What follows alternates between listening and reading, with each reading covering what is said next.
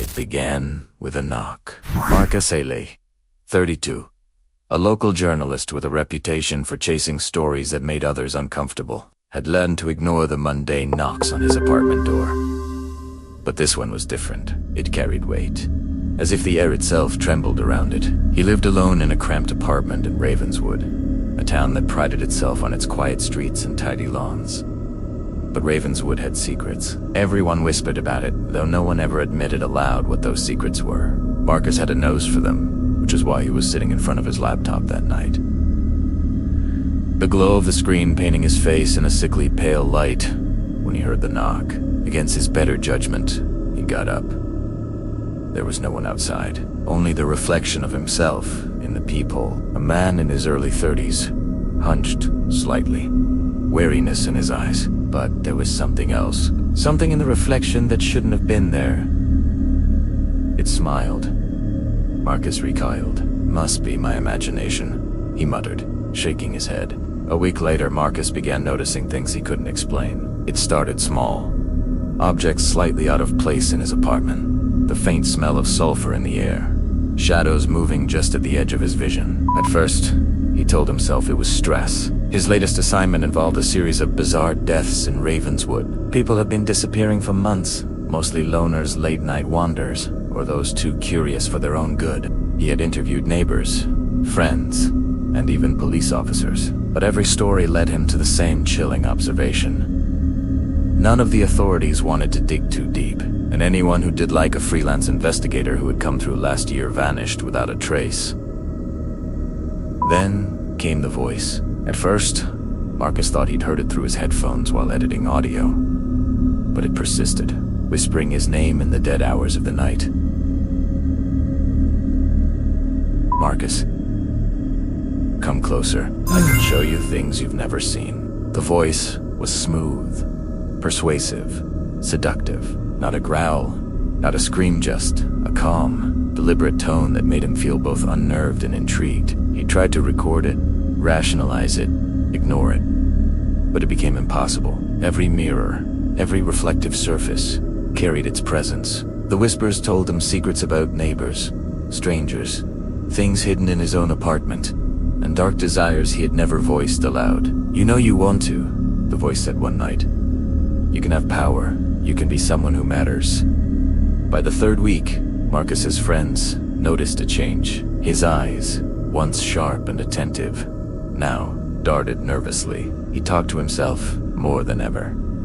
He refused social gatherings, and he spent hours staring into mirrors, as if listening for instructions. It was on a Thursday evening, during a thunderstorm, that the voice revealed itself clearly. Marcus was in his small kitchen, flickering, a single candle lighting the room. He looked into the mirror above the sink and froze. A figure stood behind his reflection, a shadowy man, tall, impeccably dressed, features obscured, except for the eyes. Black, endless eyes. Marcus, it said, you've been listening. Now it's time to act.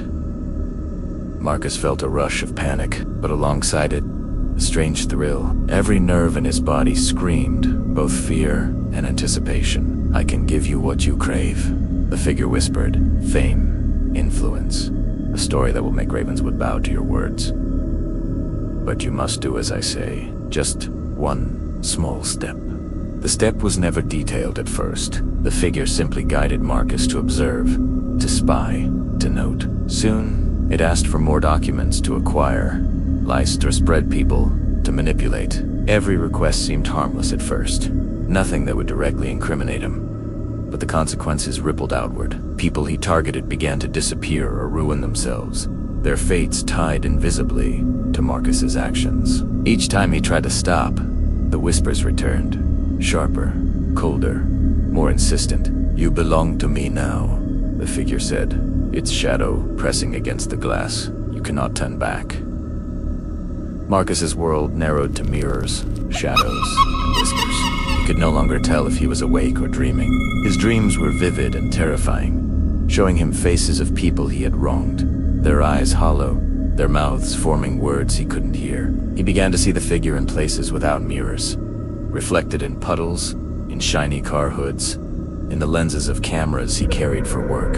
Its presence was constant. He felt compelled to follow instructions, whether it was to write a story or plant evidence, because the figure promised rewards beyond comprehension if he obeyed. The town noticed. They whispered about Marcus. They avoided him. He walked past familiar streets, but everything seemed distorted. The corners of buildings looked like jagged teeth. Streetlights dripped black liquid, and the fog that rolled in each night carried the whispers of the voice. Marcus tried therapy, medicine, sleep, but nothing silenced the whisper. He began speaking to it out loud. "What do you want from me?" "I want what you always wanted," it said. "Recognition, power, freedom. At what cost? Everything." The night of his final assignment came. He was sent to cover a high-profile disappearance. Someone linked to the town council. He entered the abandoned warehouse alone. The figure appeared again, in a mirror shattered against the wall. Its voice no longer gentle, but commanding. "You see, Marcus, I do not merely whisper. I teach.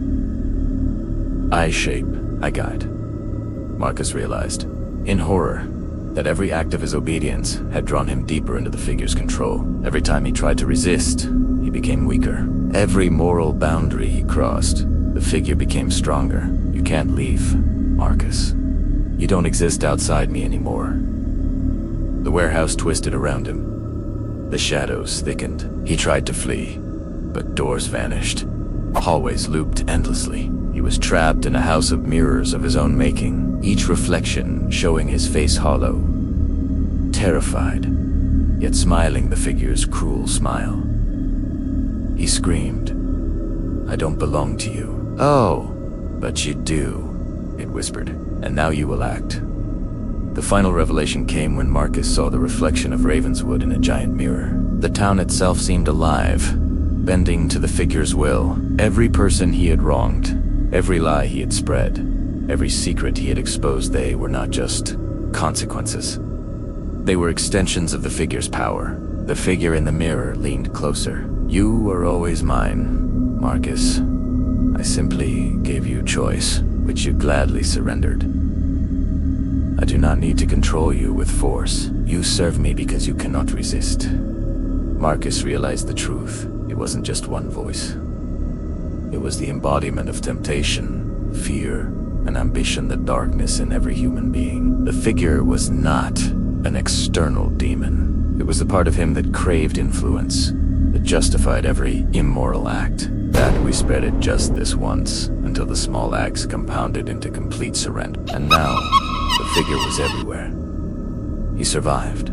Technically, authorities found him wandering near the edge of town, muttering to himself about mirrors and shadows. No one could make sense of his story. Psychiatrists tried therapy, but Marcus could not escape.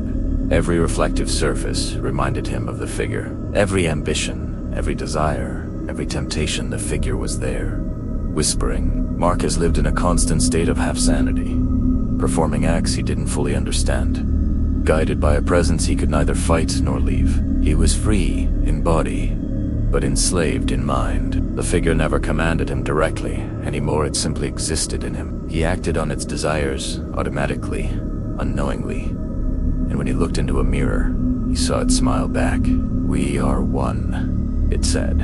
Marcus had become a vessel, a puppet, a storyteller bound to the whispers of his inner darkness. And so, he walked the streets of Ravenswood, silent, observing, listening, waiting to see whose mind would be next. No one knew his full story. Only the mirrors whispered the truth. We all belong to him, or rather, he belongs to us.